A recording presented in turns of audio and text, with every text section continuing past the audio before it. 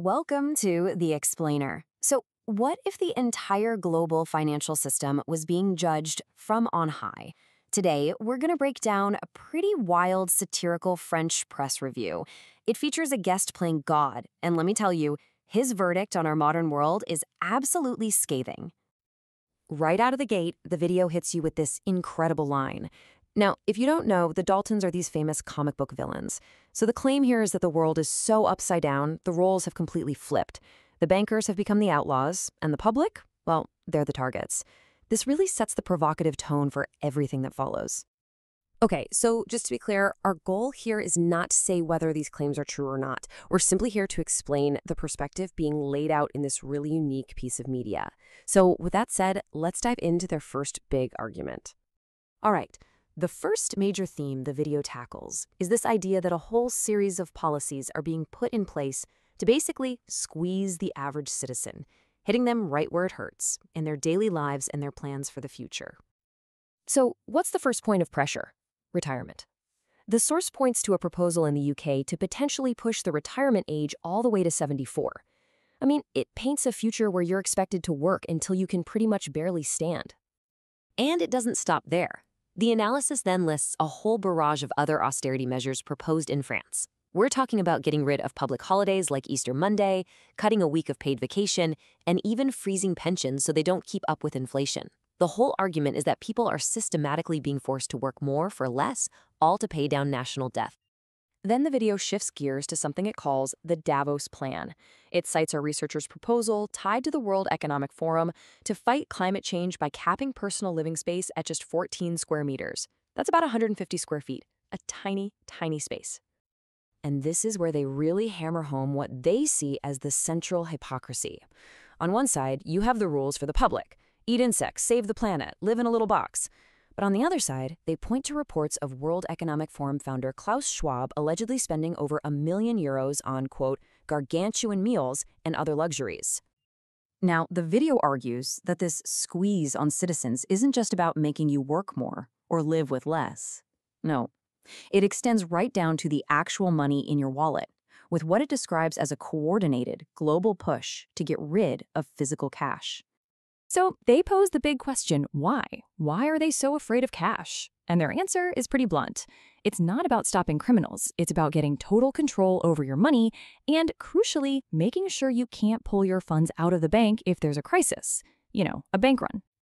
To back this up, the source lays out what it sees as a clear pattern of tightening the screws on cash. It starts back in 2011 with Greece limiting withdrawals to €60 a day. Then it jumps to today with a French bank setting a daily limit. And it ends with that recent viral story from Australia, where a bank literally refused to give a customer his own $5,000. And according to the video, it's not just about hard limits. It's about making cash a huge pain to use.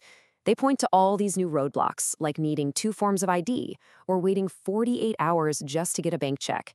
And get this, even having to justify to the teller what you're going to do with your own money. Okay, so from your personal wallet, the video zooms way, way out to the world of international high finance.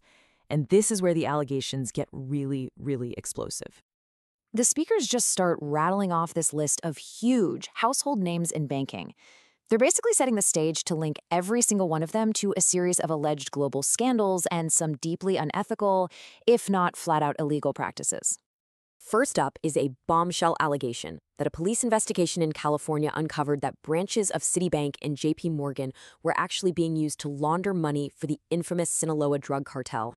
Next on the list, they dive into the massive 1MDB scandal in Malaysia. They get into the details of the Edmund de Rothschild Bank's conviction for its role in the fraudulent diversion of billions, that's billions with a B, from the country's national wealth fund.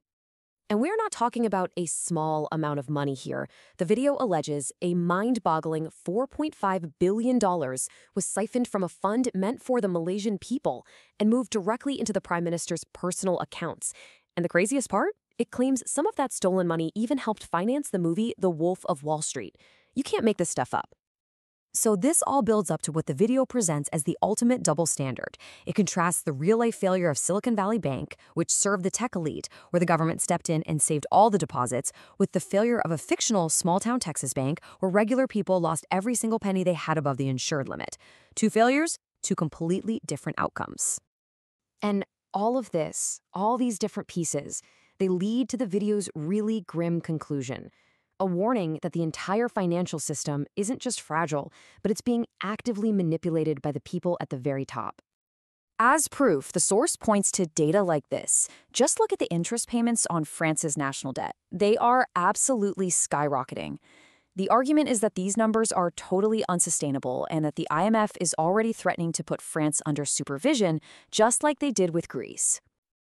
And this brings us to the video's most stark prediction. It points to a law that was passed in Greece during its crisis that allowed banks to seize people's primary homes to shore up their own finances. The video claims that the exact same playbook is being prepared for other countries that are deep in debt. So the final argument, the big takeaway here, is that when the system is about to lose, its most powerful players don't accept the loss. They just change the rules of the game. The video cites JP Morgan's CEO allegedly wanting to change accounting rules to hide how unstable banks are, and big UK banks lobbying to get rid of laws that stop them from gambling with your savings. And so the source material leaves its audience with this one final provocative question. It's a thought that really challenges the entire legitimacy of a financial system that it portrays as being fundamentally and maybe irreversibly rigged.